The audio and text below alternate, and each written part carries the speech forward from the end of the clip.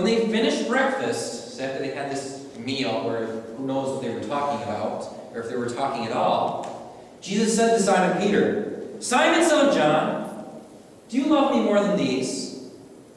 He said to him, "Yes, Lord, you know that I love you." He said to him, "Feed my lambs." He said to him a second time, "Simon, son of John, do you love me?" He said to him, "Yes, Lord, you know that I love you." He said to him, "Tend my sheep." He said to him the third time, "Simon, son of John, do you love me?"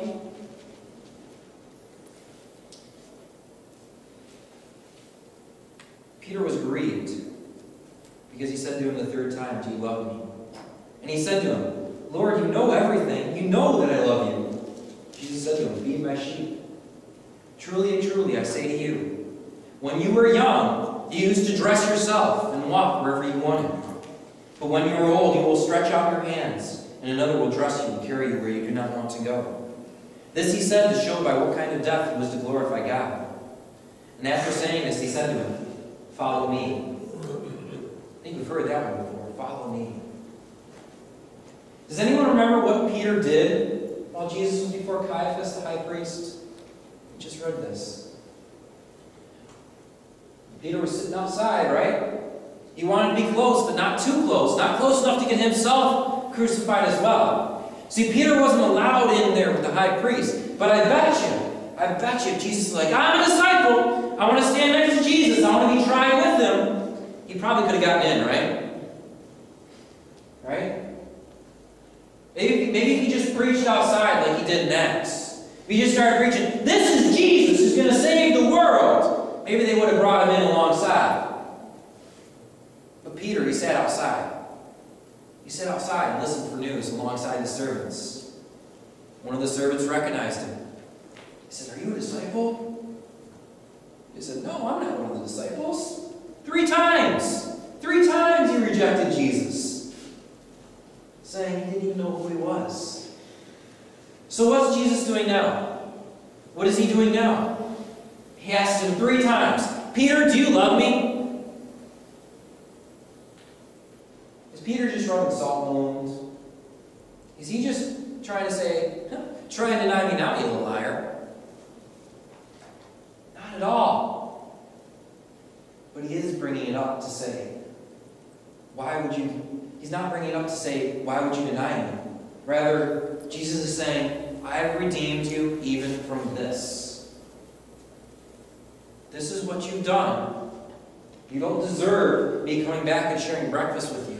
You don't deserve me filling up your boat with fish. But that's what I came to do because none of you deserve it." Jesus is saying, you messed up. You denied me. I told you were going to do it. You did it anyway. But I love you anyway. And I saved you. That's what the cross was for. That's the good news. All of us have sinned, including Peter. And Jesus is showing Peter the glory of his death. Why did Jesus die? To redeem us from such mistakes as Peter's. But the key to what Jesus is doing to Peter is in the first question. Do you love me more than these? What are these? What is the thing that Jesus was asking? Does he love him more than?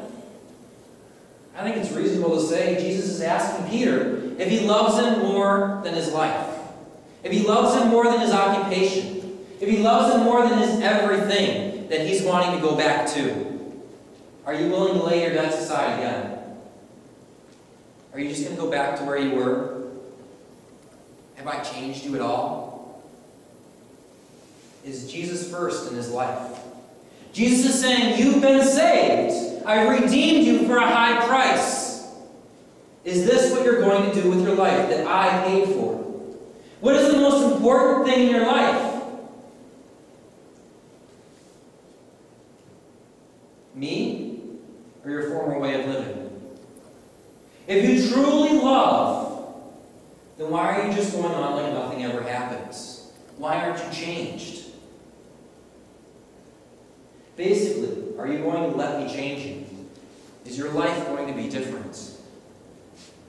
Now, I'm not sure how many of you have, but how many of you have seen Iron Man?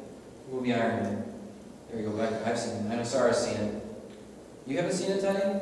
Oh, man. Well, there's this scene in Iron Man, and he's been captured by terrorists and whatnot, and there's this man he's in prison with, Jensen. In the process of escaping from their prison, Jensen has to buy time for Tony. So, he gives his life for Tony to escape. He runs out and scatters everybody and buys some time. In the process, he's shot and he's dying. Well, Tony, as he's escaping, comes upon Jensen and sees him. He's lying there dying. And Jensen says to him, he says, don't waste it. Don't waste your life. Jesus is saying the same kind of thing now to Peter. I have paid the greatest price for your life. Don't waste it.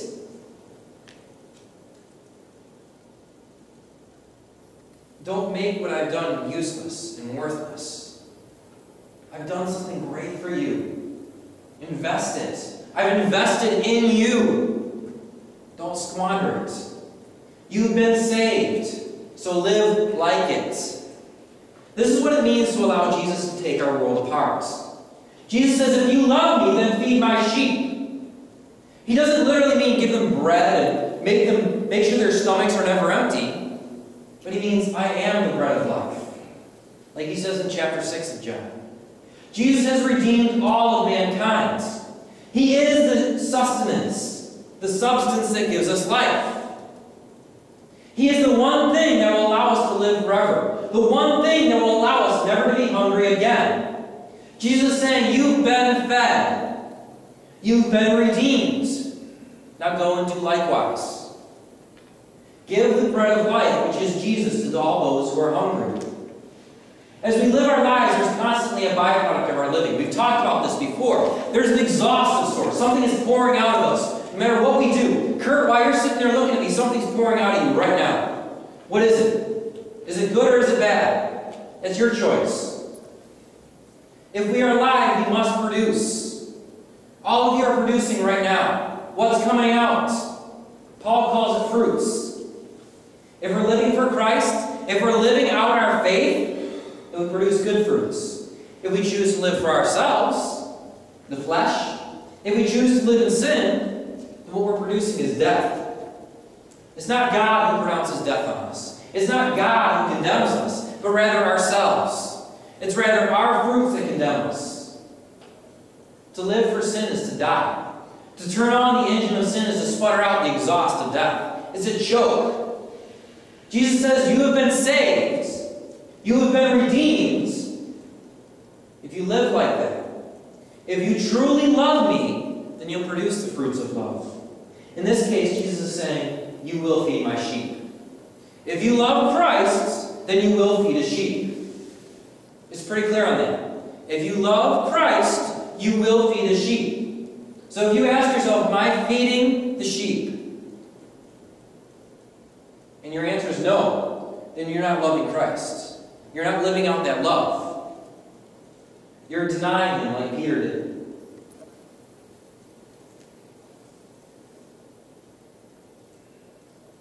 If we love Christ, then if we have faith, then we automatically shine his light. If we do not shine his light, then we're not loving Christ. Jesus is saying to Peter, if you love me, Peter, then your life will be radically changed. You won't be back to your life of fishing anymore. Rather, you're going to be doing something completely different. If you love me, Peter, then you will never be the same. If you love me, Peter, then your world will be torn apart.